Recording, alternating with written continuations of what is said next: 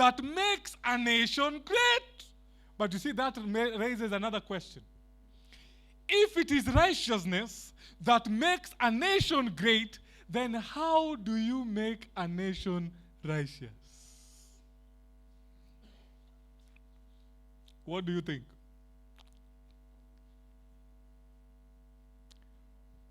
How do you make a nation righteous? Is it by having religious laws and ensuring that people faithfully follow the rules? And if they do not, you throw them in jail. Don't you think the police are playing a role in making a nation righteous? Suppose the police went on strike. Don't you think there will be chaos? When the military and the police declare today they are downing their tools, this place will be unlivable, don't you think so? So don't you think the state plays a role in making the nation righteous? Listen, Romans chapter 13, verse 3 and 4. And the answer is yes.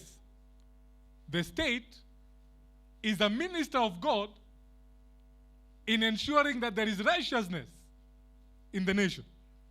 Which book did I say?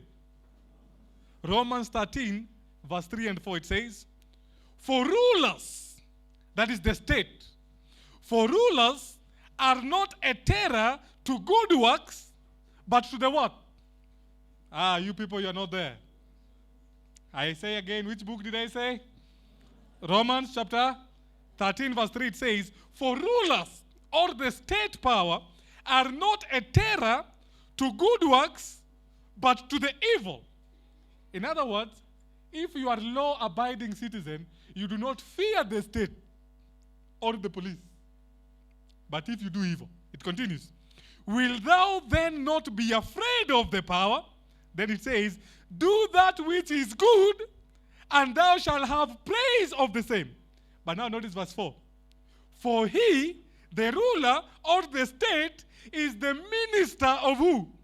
Of God to thee for good. But if thou do that which is evil, be afraid, for he, the ruler, the state, beareth not the sword in vain, for he is the minister of God, an avenger to execute wrath upon him that does evil. In other words, if you do evil, the state is there to punish you and throw you in jail because he is a minister of God for good. Are you getting what I'm saying? And so the state is there to ensure that the nation is righteous. But the state, listen carefully, I said the state is there as a minister of God to ensure that the nation is righteous. But the state has no inherent power to make the nation righteous. Did you catch that?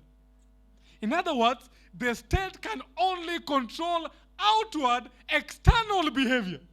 But righteousness is not external, it begins where? From inside.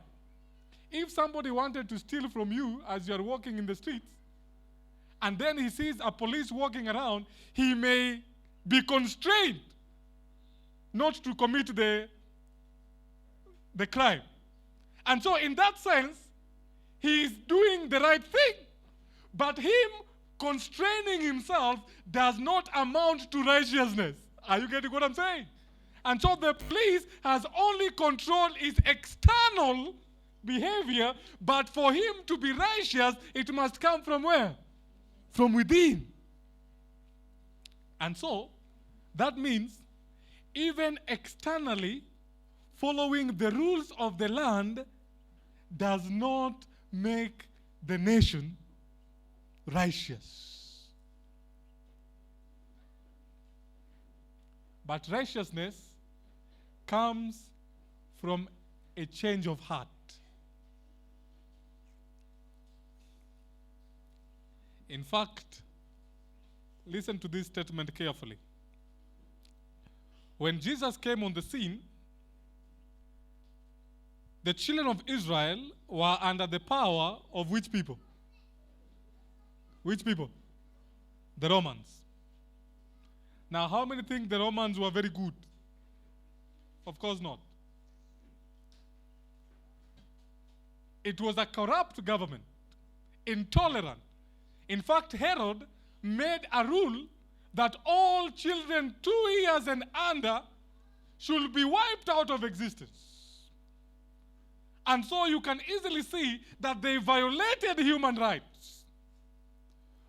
But throughout the life of Jesus, do you notice that Jesus never confronted the government and tried to institute civil reforms and human rights movement?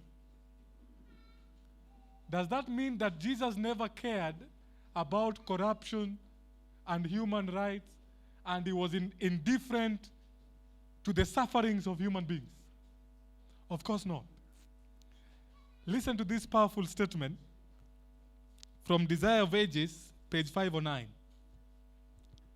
Desire of Ages, page 509. Listen to this one. The government under which Jesus lived was corrupt and oppressive. Does that sound like our government? Hello? Does that sound like our government? Now the question is, if Jesus was living in Kenya, how will he respond to such a government? Listen to this statement. The government under which Jesus lived was corrupt and oppressive. On every hand were crying abuses, extortion, intolerance, and grinding cruelty. But now listen. Yet the Savior attempted no civil reforms. He did not say, we need to change this constitution. Maybe we need new electoral laws. You're not following me. Are you following me or not? He never attempted what? No civil reforms. Listen carefully. He attacked no national abuses, nor condemned the national enemies.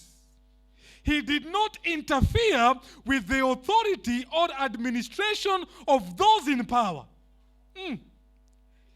He who was our example kept aloof from earthly governments. How is that possible? Listen. Not because he was indifferent to the woes of men, but because the remedy did not lie in merely human and external measures. To be efficient, the cure must reach men individually and must regenerate the heart. Did you catch that statement? That the problem, the cure will not lie in civil reforms and making new rules and ways of government. By the way, do you notice we have changed the way we do our election every year, yet we still have problems? Maybe because the cure must come from the heart.